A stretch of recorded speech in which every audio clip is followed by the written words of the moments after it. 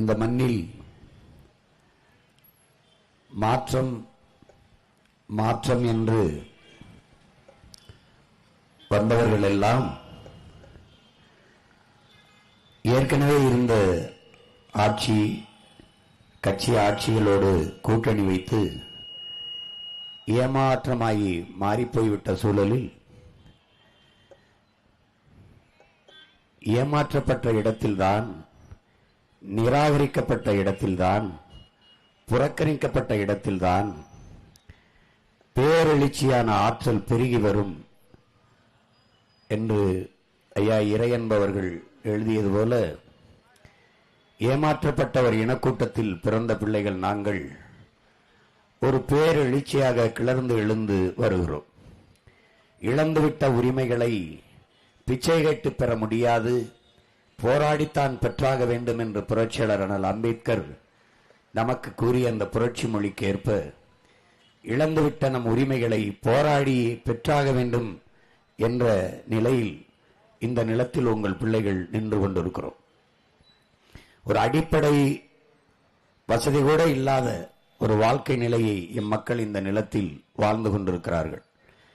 60 ஆண்டுகளாக மாறி மாறி ஆட்சி செய்த இந்த கட்சிகள் அற்ப இலவச அறிவிப்புகளை தந்து தந்து, வாக்குக்கு காசை கொடுத்து கொடுத்து,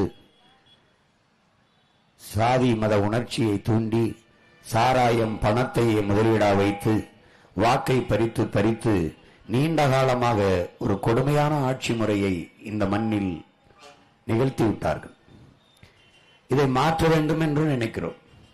உலகில் பல்வேறு நாடுகளில் ஒரு சிறு வளங்களை வைத்துக் கொண்டு எப்படி அவர்கள் பொருளாதாரத்தில் மேம்பட்டு ஒரு தற்சார்பு வாழ்க்கையை வாழ்கிறார்கள் என்பதை வாசித்து நேசித்து பார்த்த பிள்ளைகள், அதை போல எம்முடைய நாட்டில் எம்மக்கள் எல்லா உரிமையும் பெற்று நலமோடு பெருமையோடு வாழ முடியாதா? ஒரு நல்ல கல்வி, நல்ல மருத்துவம், குடிக்க நீர், பயணிக்க பாதை, சிறந்த போக்குவரத்து, தடையற்ற மின்சாரம், படித்த கல்விக்கேற்ற வேலை, அதற்கேற்ற சம்பளம், அதை கொண்டு வாழ்கிற பெருமைமிக்க வாழ்வு, இதை கொண்டு வாழ முடியாதா என்று ஏங்கி தவித்து நின்ற பிள்ளைகள் என்ன செய்வதென்று புலம்பிக் கொண்டிருக்காமல், இது புலம்பிக் கொண்டிருக்கிற நேரம் அல்ல, போராடி வெல்ல வேண்டிய நேரம் என்பதை முடிவெடுத்து உங்கள் பிள்ளைகள் இந்த புரட்சிகர அரசியலை முன்னெடுக்கிறோம். நீங்கள் மற்றவர்களில் இருந்து நாங்கள் எங்கே மாறுபடுகிறோம் என்பதை நீங்கள் கவனித்தால் தெரியும். 10 ஆண்டுகளாக இந்த தேர்தல் அரசியலில் நிற்கிறோம். ஒரு தேர்தலில் கூட வெற்றி பெறவில்லை. உள்ளாட்சி தேர்தலில் 6 இடத்தில் மாமன்ற உறுப்பினராக எங்கள் பிள்ளைகள் வென்றிருக்கிறார்கள். மற்ற எல்லா தேர்தலிலும் தோற்று இருக்கிறோம். ஆனால் எங்கள் நம்பிக்கையில் ஒருபோதும் நாங்கள் தோற்றதில்லை என்பதை என் அன்பு மக்கள் புரிந்து கொள்ள வேண்டும். வேற எந்த அரசியல் கட்சியாக இருந்தாலும் கலைந்து போய்விடும், அல்லது வேற ஏதாவது ஒரு கட்சியோடு கூட்டணி வைத்து கரைந்து போய்விடும். ஆனால் தொடர்ந்து 4.5 லட்சம் வாக்கை வாங்கிய ஒரு கட்சி 36 லட்சம் வாக்கை வாங்கி தனித்து அங்கீகாரத்தை பெற்று பெருத்த 3வது ஒரு கட்சியாக வளர முடியும் என்றால் விடாமுயற்சியும் தொடர் முயற்சியும் நம்பிக்கையும் தான் என்பதை என் அன்பு மக்கள் புரிந்து கொள்ள வேண்டும். என்ன நம்பிக்கையில் எங்களை பெற்றவர்கள், எங்கள் உடன் பிறந்தவர்கள் எங்களை கைவிட மாட்டார்கள் என்ற அசைக்க முடியாத நம்பிக்கையில், நல்லதை எப்போதும் எனது மக்கள் தேர்வு செய்வார்கள் என்ற நம்பிக்கையில், பன்னெடுங்காலமாக என் மக்கள் எளிதானதை செய்துவிட்டார்கள், சரியானதை செய்யவில்லை. இப்போது அவர்கள் சரியானதை செய்வதற்கான நேரம் வந்திருக்கிறது. அந்த நேரம்தான், அந்த காலம்தான் இந்த தேர்தல் காலம்.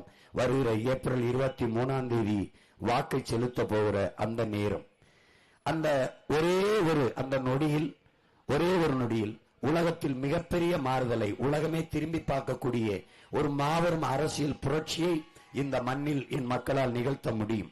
அந்த ஒற்றை விரலால் உங்களால் ஒரு சரித்திர மாற்றத்தை இந்த மண்ணில் நிகழ்த்த முடியும். பசி பஞ்சமற்ற, ஊழல் லஞ்சமற்ற, கொலை கொள்ளையற்ற, சாதிய இழிவு தீண்டாமை கொடுமையற்ற, பெண்ணிய அடிமைத்தனம் பாலியல் வன்கொடுமையற்ற, மதுமத போதையற்ற, வள கொள்ளைகளற்ற ஒரு ஆகச்சிறந்த தேசத்தை உங்களால் படைக்க முடியும். அதைத்தான் புதிய ஒரு தேசம் செய்வோம், மக்கள் புரட்சியால் அதை உறுதி செய்வோம் என்ற முழக்கத்தை முன்வைத்து உங்கள் பிள்ளைகள் இந்த நிலத்திலே நிற்கிறோம். மாற்றம் என்பது சொல்லல்ல, அது ஒரு செயல். மாறுவோம், மாற்றுவோம். இது மாற்றத்திற்கான எளிய மக்களின் புரட்சி என்று நாங்கள் இந்த களத்திலே நிற்கிறோம். புரட்சி என்பது ஒரு தலைகீழ் மாற்றம். மாற்றம் என்பது மானுட தத்துவம். மாறாது என்ற சொல்லை தவிர இங்கு எல்லாமே மாறிவிடும்.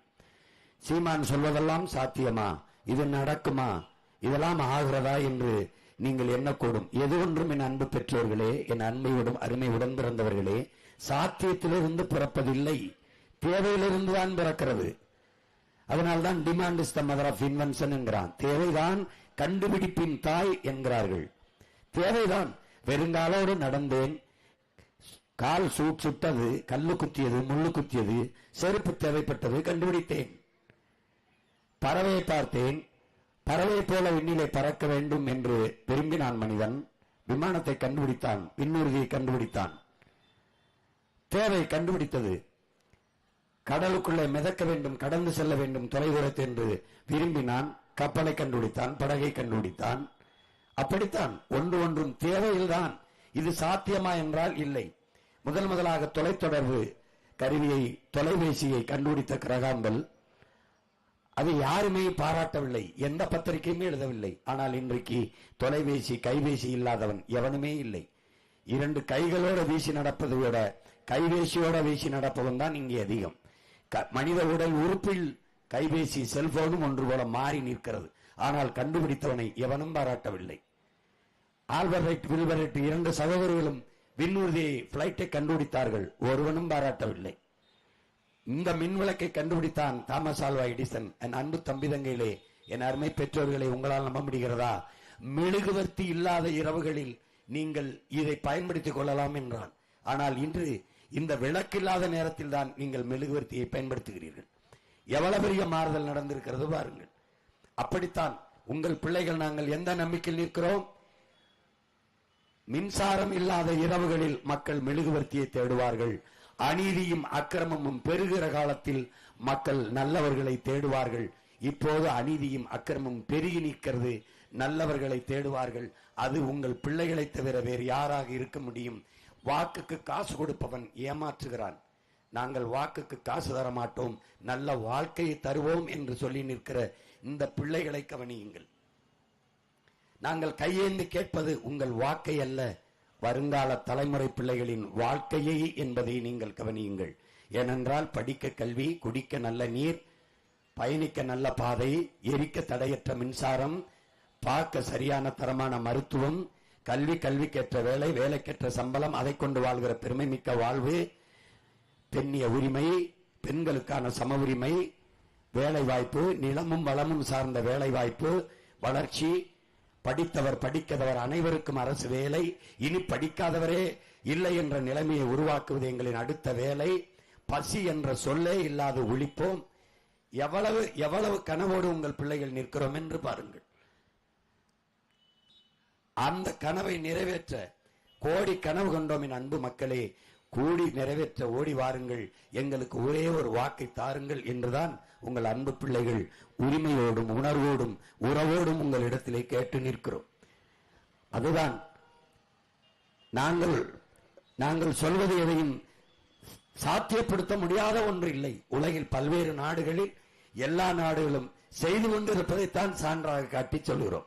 உலகத்திலே தலை சிறந்த நாடாக கல்வியிலே பின்லாந்து இருக்கிறது. பின்லாந்துன்னு ஒரு சின்ன நாடு இருக்கிறது. 2வது நாடாக தென்கொரியா இருக்கிறது. முதலில் தென்கொரியா தான் இருந்தது, அந்த பின்லாந்து அதை முந்திக் கொண்டு போனது. 3வது இடத்தில் அப்போதிருந்து இப்போது வரை சிங்கப்பூர் இருக்கிறது. ஒரு சின்ன நாடு, கல்வியிலே மிகச்சிறந்த நாடாக இருக்கிறது.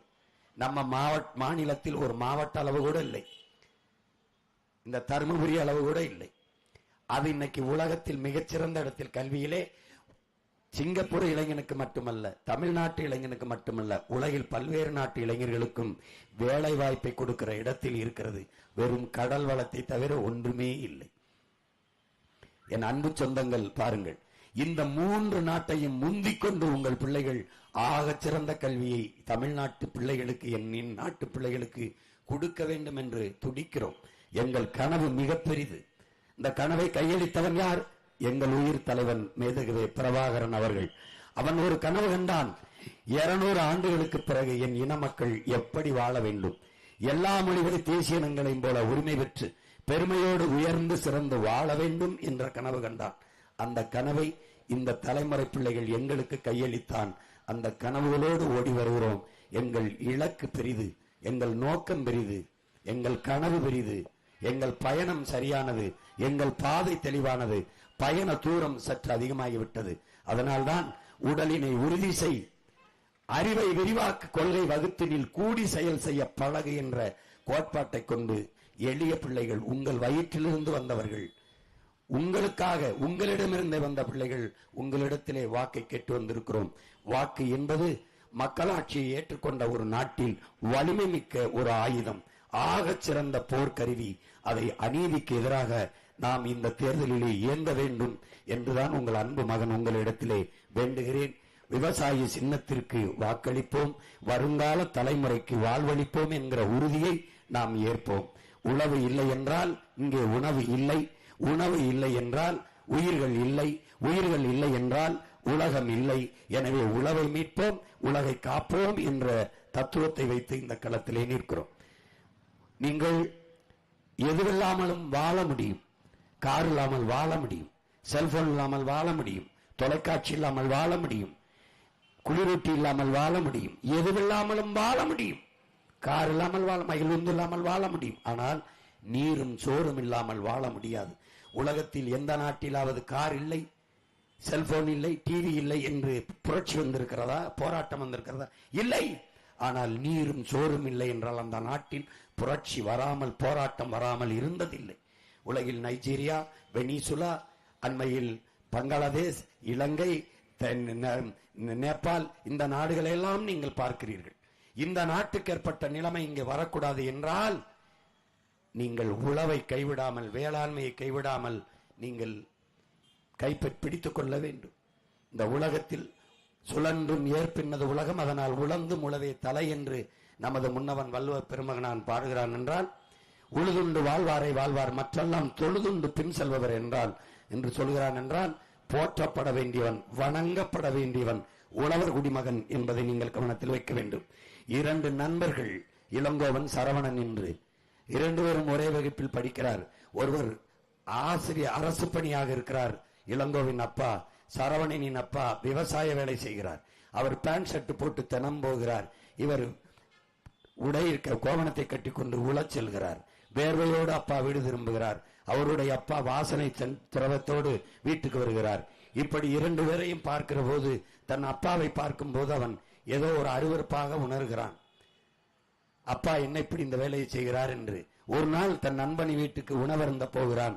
சாப்பிடுகிற போது, சாப்பிட்டு கொண்டிருக்கும் போது அந்த நண்பன் சாப்பாடை எடுத்து கண்ணிலை ஒத்தி கொஞ்ச நேரம் வணங்குகிறான்.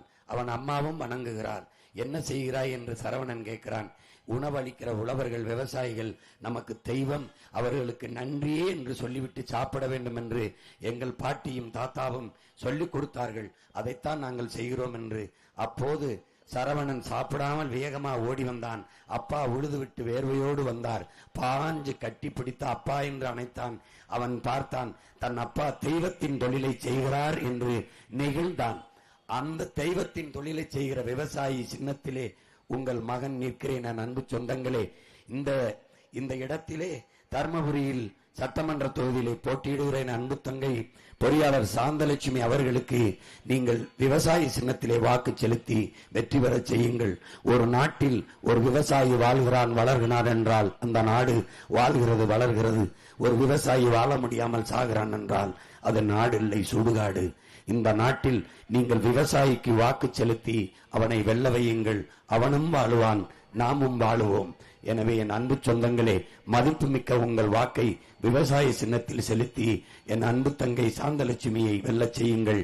எங்களின் வெற்றி, உங்களின் வெற்றி, நாம் தமிழர் கட்சியின் வெற்றி, தன்மானமிக்க தமிழ் பேரினத்தின் வெற்றி. நீங்கள் செலுத்தும் ஒவ்வொரு வாக்கும்